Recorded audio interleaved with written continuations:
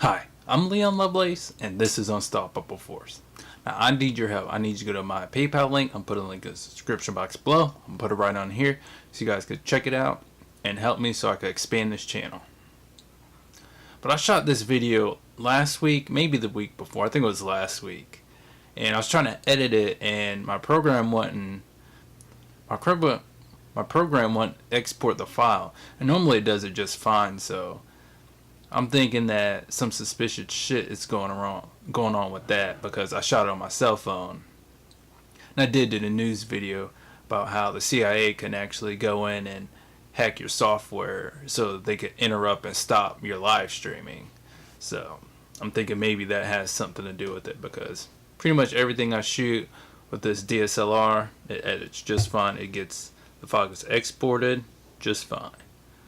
And also, I'm not all that great in front of the camera, so that's also why I'm not able to just do live videos like a lot of the other independent news journalists are able to do.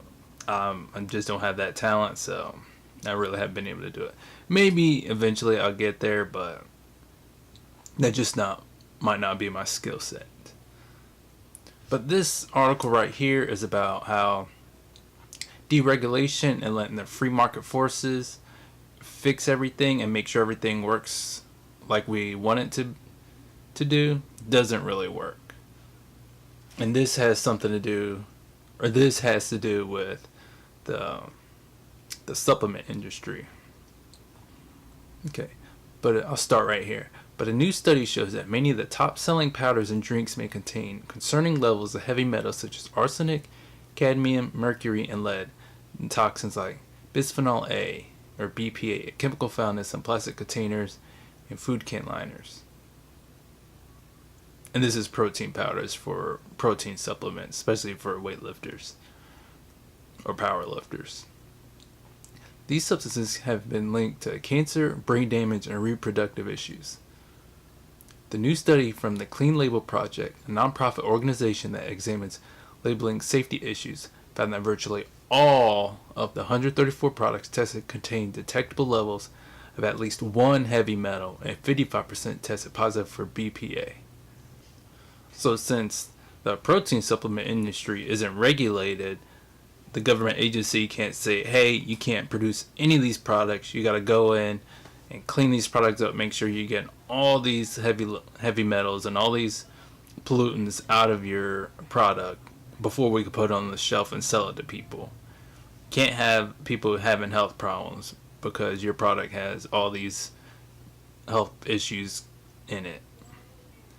And since it's not regulated, these corporations may not know that their products have all these harmful chemicals in it because they don't have to test them to see what's in them.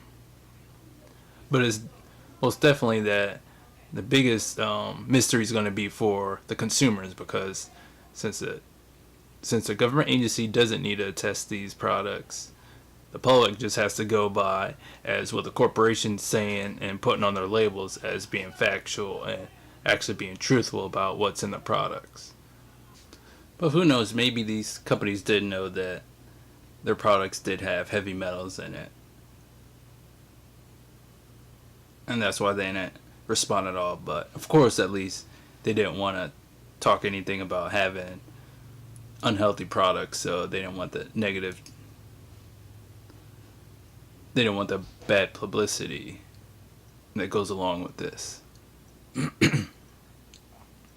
Alright, then the 5 products that got the best overall scores were Pure Protein Vanilla Cray 100% Whey, Performance Pro Whey Saber Vanilla Protein with Amino Beads, Body Fortress Super Advanced Vanilla 100% Whey Protein, Biochem Vanilla 100% Whey Protein, and Puree PW1 Vanilla Pure Whey Protein. Okay, I'm going to skip down one paragraph, and it says, however, the vanilla aspect is more curious and possibly coincidental. Bowen has one possible theory though. The cocoa plants used to make the chocolate and some flavored supplements are susceptible to absorbing heavy metals. What's also interesting to note right here is that CR's Aiken Lai says that it would be very difficult to create a system where protein powders contain absolutely no trace of any heavy metals. given this goal, he says, you have to measure how each product stacks up against the others. And that may be very difficult, but what we need to push all these corporations to do is to get all those contaminants out of there, because we don't need to introduce any serious illnesses, or who knows, even early deaths, just because they don't want to put in the effort to get all the heavy metals out of their products.